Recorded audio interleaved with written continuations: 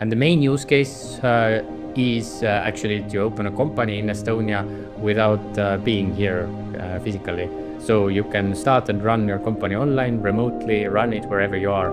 The main beauty is that Estonia is very digitally advanced, and everything you need to do for your business you can do online without visiting any government office or sending anything on paper. And we always are happy to invite people here. Tourism is a nice thing in Estonia as well.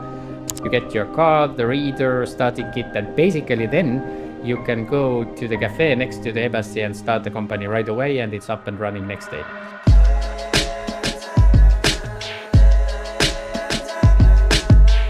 Raimo, Hi. I'm very happy that we are recording this episode. I was waiting for this one specifically for a bit of a time. So for the audience, about yourself a bit. Yeah, I'm Raimo. I'm working at the Estonian e-Residency team already for 6 years as a head of partnerships, mainly working with different kind of companies that are helping Estonian e-residents start and run and grow their companies here in Estonia. Right. So before we dive into what you are doing as a head of partnership, what is e-Residency? E-Residency, in short, is a Estonian state program, which gives you a digital ID that enables you to access to Estonian state services. And the main use case is actually to open a company in Estonia without being here physically. So you can start and run your company online, remotely, run it wherever you are. The main beauty is that Estonia is very digitally advanced, and everything you need to do for your business you can do online without visiting any government office or sending anything on paper. I've been founder since 2009. Currently, I'm founder or co-founder in 2 companies. I've never done anything on paper. I've never visited any office for submitting something or sending report or something like this. Yeah, this is what I felt when I start investigating business structures in Estonia, because even in Latvia, I'm originally from Latvia, we don't have that, something like e-Residency or even the services itself. It's not that digitalized as here, which is a big problem, I would say. The queues, the speed of services, Estonia is way more advanced, for sure. So you mentioned that basically with e-Residency, everything is digitally. And let's say for foreigners who want to establish the company in Estonia, they can apply for e-Residency fully online, not even visiting Estonia, or how does that work? Yeah, well, basically, if the end goal is to start a company, we can divide the process into 2 steps. First is becoming an e-resident, which is something that you or the founders of the company as individuals need to do. So you cannot apply for e-residency as a company, but as a founder. There could be one or several ones, it doesn't matter. Sometimes also because of the different reasons. There is a decision that some of the founders become e-residents of the Estonia company, and then the others coming later. It depends on your needs. The most efficient way is to become e-residents right away for all the founders to run everything digitally. This indeed can be done online. Application is on the website of the police and border guard. You need to submit personal information, document numbers, photo. There are several questions asked that it's expected to answer them. The more detailed you are, the better it is.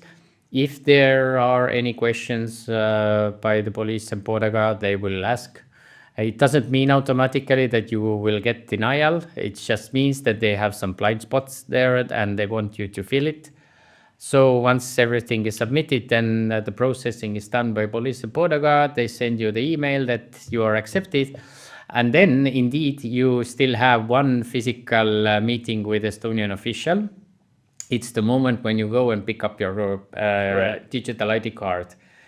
The pickup locations are usually in Estonian embassies all around the world, or third-party locations if there are some partners, or there are consular missions in some places where, in some remote places, for example, specific person goes there for certain days a year, and then it's possible to pick it up.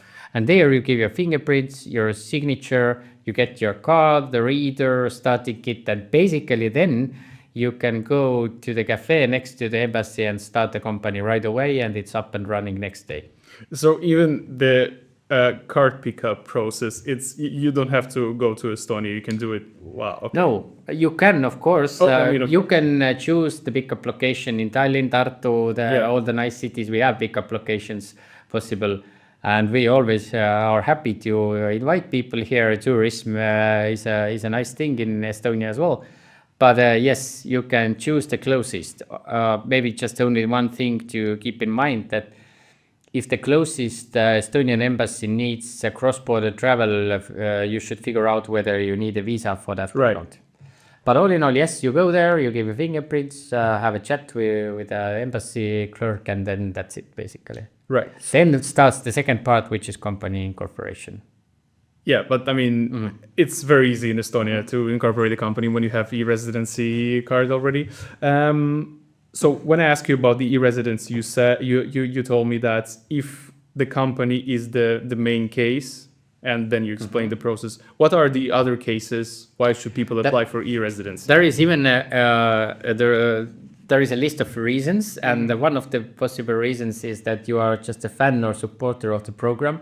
And there are surprisingly many e-residents who haven't started a company or done anything else, but just have tried to experience the process and the logic there.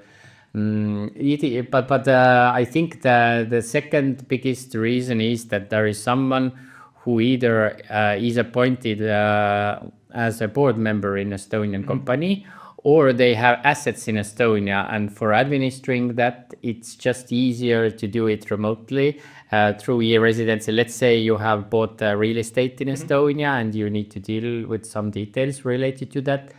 Or yes, you are like now in the board of Estonian company, however, you are still, based in, I don't know, Stockholm, London, Riga, wherever you are, right? Yeah. So this is also, and it can be also cultural or scientific cooperation, like international science groups, cultural cooperation projects, something like this. Okay. So, and in all this big structure, you are head of partnership. I mean, it's a quite serious role. How does it look from the inside? So partnership in terms of your partnering, like with B2B or... Yes, in our case, the partnerships, like there are several layers, of course. We do, of course, seek constantly partners with whom we can promote and introduce e-Residency to potential e-residents and company founders in different countries, different sectors, verticals, etc. But in my case, the main idea is to work on building up an ecosystem, business services ecosystem that actually helps e-residents to stay compliant with the rules in Estonia, to make the process of incorporating, running, growing, reporting as smooth and logical as possible. We have different kind of companies for that. It's mainly B2B, right? And we even have our own marketplace of service providers on e-Residency website. So probably not very common for the public organization, but we do have our own marketplace, which is not the traditional marketplace where you go and make the transaction and buy something. Right. It's more like a curated list of partners and service providers that we dare to suggest them. So it's not like that you automatically submit yourself and then you are there, but we have our own vetting system. We try to get to know all these marketplace members and the potential ecosystem partners. We try to understand what kind of e-residents they help with, what they sign a code of conduct. So it means that we have the framework of the cooperation, which is similar to all of them. So we try to have good relations there. And the main idea is just to be very aware and close to the end user. What are the problems, obstacles they are facing? What are the challenges, or what are the new bonuses that they are bringing out, which we probably don't know yet, but the corporate service providers or accountants who are working with e-residents on daily basis know well. So it's like a two-way communication. We try to get insight from the market, and also like we get sometimes input for, I don't know, potential legal changes which should be lobbied by us. And then the other way it works like this, that we also can quite openly say the expectations for service providers, what is expected, how the things should be explained, and so on. So it's a two-way partnership, let's say, with the public and private sector. So I think it's pretty unique concept. And I'm pretty proud that I have done it already like 6 years. Right. I mean, I can probably say that we are part of the marketplace, Estonian startup community. We are also there. But also you're organizing the events for marketplace members. So what's the idea behind it? You want to kind of... That's exactly what we want to see, that we want them to cooperate with each other. We have seen actually new businesses growing or new options going from the fact that service providers who are maybe, let's say there are service providers who are providing classical accounting and acting as a contact person for Estonian e-resident companies. They are finding certain type of business services their customers are asking, but they are not the experts themselves. But there is another marketplace member who is exactly doing this. So they have now joined forces, working together, so sending customers to each other. This is exactly the way I would like to see. And of course, as there are a lot of smart people gathering into the one room, then quite often we pick their brains as well with some brainstormings, etc. So how we could, I don't know, sell e-residency better for certain customers, or how we should tackle some kind of issues in certain markets. So this is like they are experts in their domain, we are experts in e-residency, so we put all this together and try to empower each other that way. Right.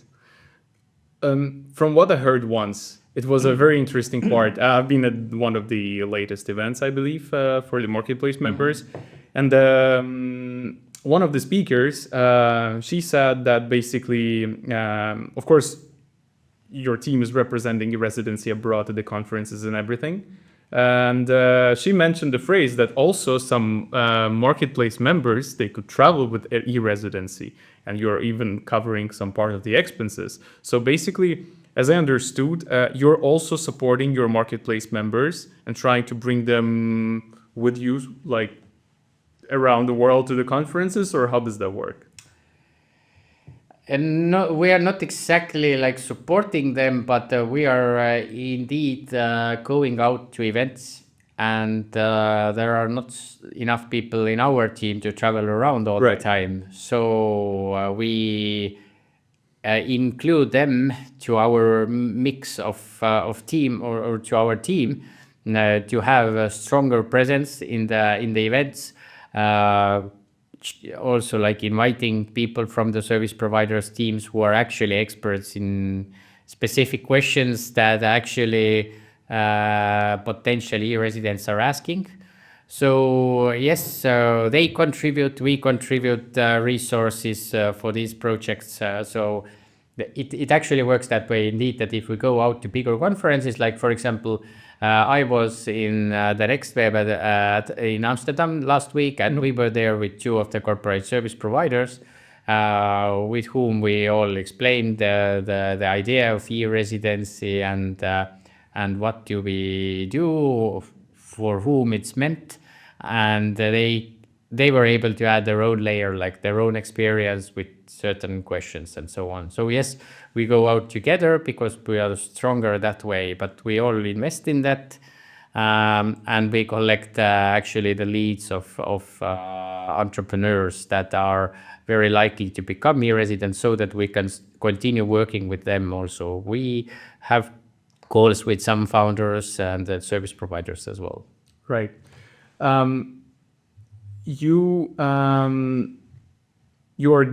It's a unique program, and you're the only one, I believe, in European market which is doing something similar. But e-residency, it's a quite international thing, because I mean it's for foreigners as well, who can get the card, open the company, etc.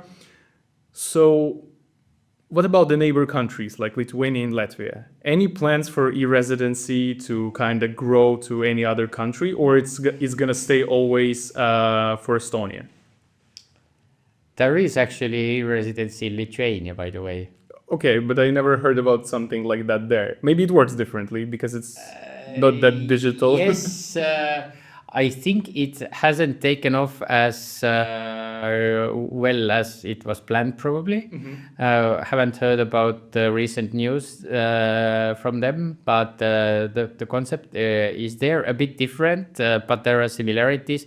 There are also something similar in Ukraine, in I think there was Azerbaijan and some other places. But I think it's not gonna be a franchise model indeed. Okay. I think there are people who have thought about it, and as a mind game, pretty interesting. But as you can understand, e-residency team is basically the unit that is responsible for promotion, product development, business development of the program. But in reality, it's a huge cooperation program between very different state organizations, from the police who processes it, from the state information agencies who are doing everything that's needed to have the platforms and the data securely stored, etc. Then there is a foreign ministry who is running the embassies that are giving out the cards, and so on, so on. So it cannot like copied so easily, in the sense that you just franchise it, because in every country all the state systems work a bit differently. Of course. And yes, as you yourself mentioned in the beginning, that what is very unique is that we really do have everything digital by nature for internal use in the country as well, and it's just opened up for foreigners through e-residency. So we also, as private persons, don't do anything on paper usually, and there is also like a big principle in Estonia that that should be like information or data added once only, and the data systems statewide should like communicate and work together very well. And of course, in reality, it's not the case always. You still like you find yourself in a situation where you're inserting information which you are 100% sure have inserted into other state systems already, but you know, it is what it is. But it's pretty good here indeed. So I think this is unique, and that is exactly what supports the success of e-residency, that everything is actually back end is actually working, but it's not always the case in all the countries. So that's probably why there are not so many similar programs globally. But there are, other countries may have other advantages compared to Estonia, of course. But like we see that digitalization level is like growing, especially in Europe, but also in some developing countries quickly. But it's just that there may be some holes still in which we don't have. Speaking about digitalization, so you are working with a lot of companies on your marketplace. Also, you see a lot of startups who are joining e-residency. Maybe you have some idea why Estonia is so digitalized, and close countries to Estonia, they're not that digitalized, because everything is here. You can see how it works. You can even try yourself. It's not that hard because you have even your residency. So even just for, kind of investigation, apply for the card, try the process, see how it works, try to take the best and implement. But I don't see it that much. And as you said as well, there is something in Lithuania, but we didn't heard about that much. Why? Why Estonia? I think it goes back to the history as well, that since the beginning of 90s, where Estonia, Latvia, Lithuania, all the former Soviet countries regained the independence, then actually I think Estonian governments had a kind of decision made that this is the way to make Estonia bigger, is to be as efficient and digitalized as possible. And quite quickly, the decisions, pretty brave ones, were done because we don't have oil or other resources that would make us rich right away. So that was the key. And as it was done, like basically throughout the whole country, throughout the all age groups, from the Tiger Leap, which was the program for schools to have the computers and internet connection, every school, every library. And then later it was also like the similar programs to educate elderly people to start using computers and everything. So it was like in the whole society. So it has been natural for us for, I don't know, 30 years soon.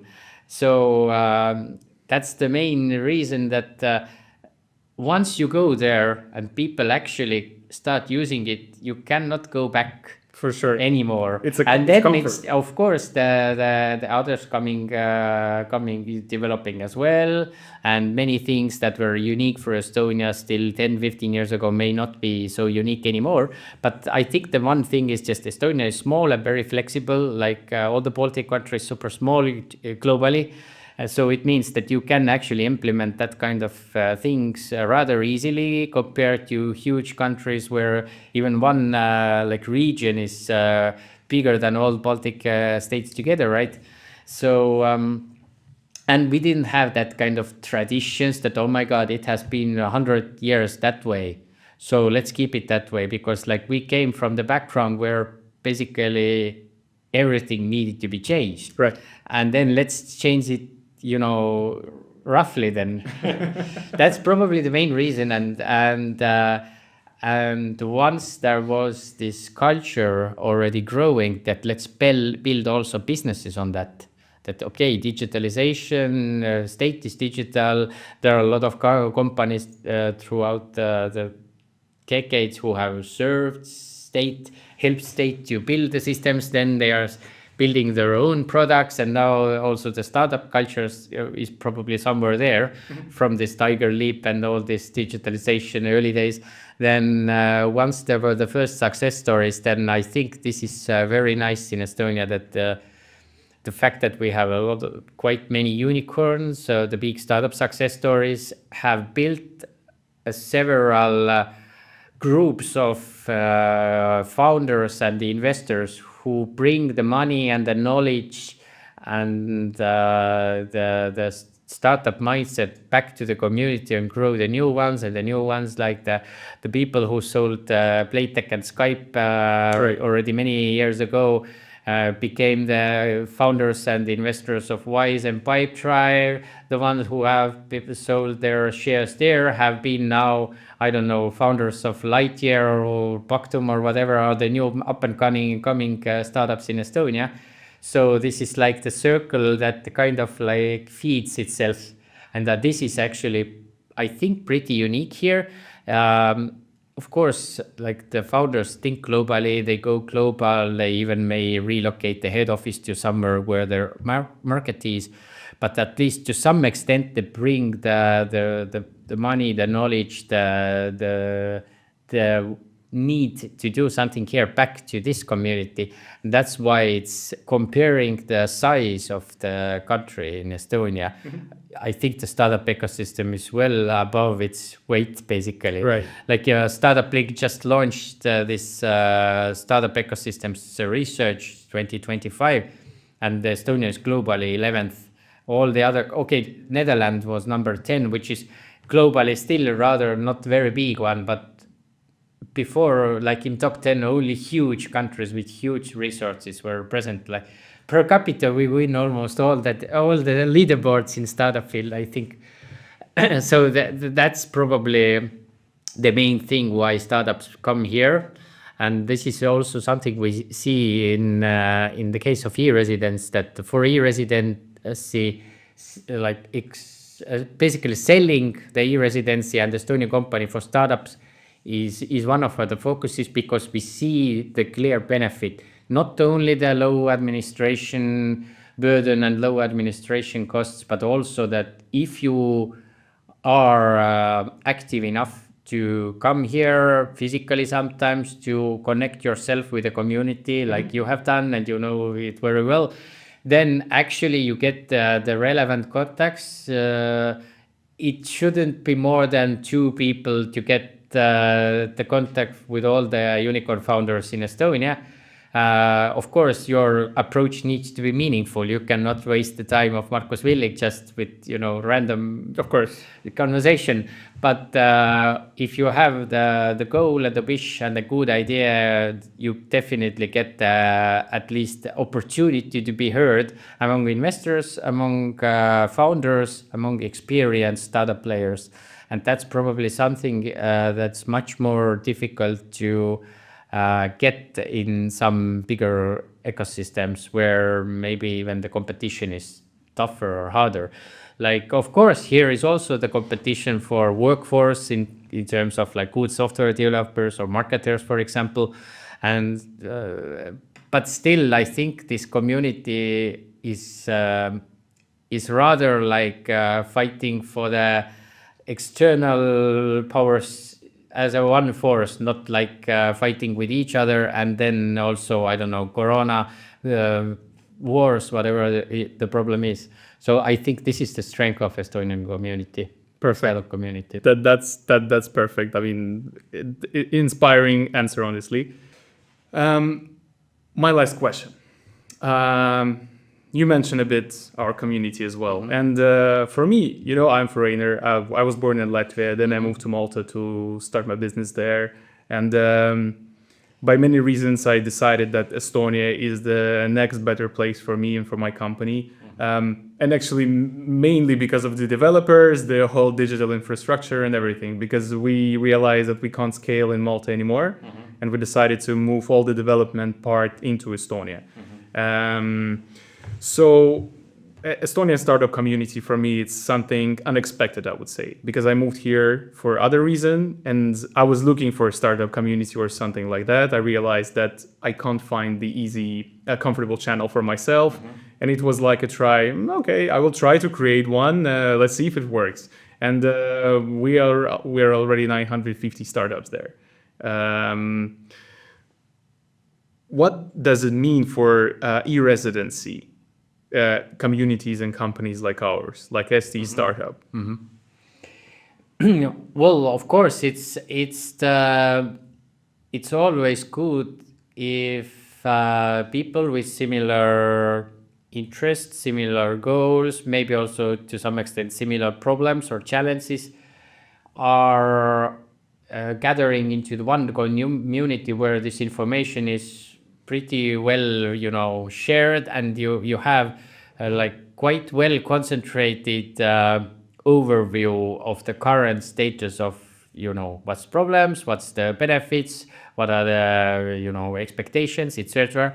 So indeed, it is very valuable source of information and inspiration as well. But for us, it's also like we do know that probably in case of e-Residency, maybe the weakest moment is actually once there is an entrepreneur who has become e-resident and started a company, and then there's a question, now what? And like, how do I get this or that? Or like, I don't know anything about Estonia, or what is the Slack channel I should, join or whatever. And then it's exactly the communities like yours come into the play and be like a good gate opener or experience sharing environment. Because we try our best. We have like really good content sources. We have our own Facebook groups, etc. But I like the fact that, for example, Eesti Startup community mainly focusing on startup founders, where this it's still, of course, every startup and founder is different, but it's still kind of homonymous, like like you have the characteristics to some extent which similar. Now that's the value, that there is someone else who tries to help and how tries to engage them, in addition to us, in addition to Startup Estonia, maybe in addition to whatever other communities like co-workings in Tallinn. There are a couple of them that act as central hubs for startup founders who come to Estonia. And this is quite often our recommendation. That's why we also, for example, our recommendation to come physically visit Estonia, at least to see the people, to understand the vibe. Does it fit for you or not? Like Estonia has a lot of strengths, but some weaknesses as well, like because of the, let's say, some people can't stand the darkness in winter, for example. Which is pretty different from Malta, I can understand, for example. But that's why we, for example, arrange our own study trip for startup founders just before the Latitude, which is the star event in Estonian startup ecosystem. Just to people to come here to have them 1 day full of visits to places to see people that are relevant in the startup ecosystem, so that if there is a person with a clear understanding and a clear goal, but he or she wants to achieve, then it's possible to actually get the connections already right away. And luckily, Estonia is small startup community, mainly active in Tallinn and Tartu, two biggest cities. To some extent, also eastern part of Estonia, Pärnu and Viljandi. Other places are quite rare in terms of startup density. Yeah. But I see that these kind of communities like yours and also maybe some others, maybe they are connected to founders exactly, or some of them more connected to the investors. They are really helping us to explain Estonia and the way how things operate here for founders who are, or investors also, who are coming here or thinking of having something here, or I don't know, expanding their local business from a big country to international level, and they use Estonia as a platform for that. Right. So that's the main idea, that we see that first of all we get in good insight, like what's hot basically, or what's cold right now, and then the other thing is that we see it as a channel that helps founders to help founders. Right. Raimo, I really appreciate your time. It's always nice to chat with you, and I really enjoy the podcast. I really hope that in the near future, e-Residency and EESTISTARTUP will create something cool together. And just thank you. Thank you for having me. Yeah. Thank you.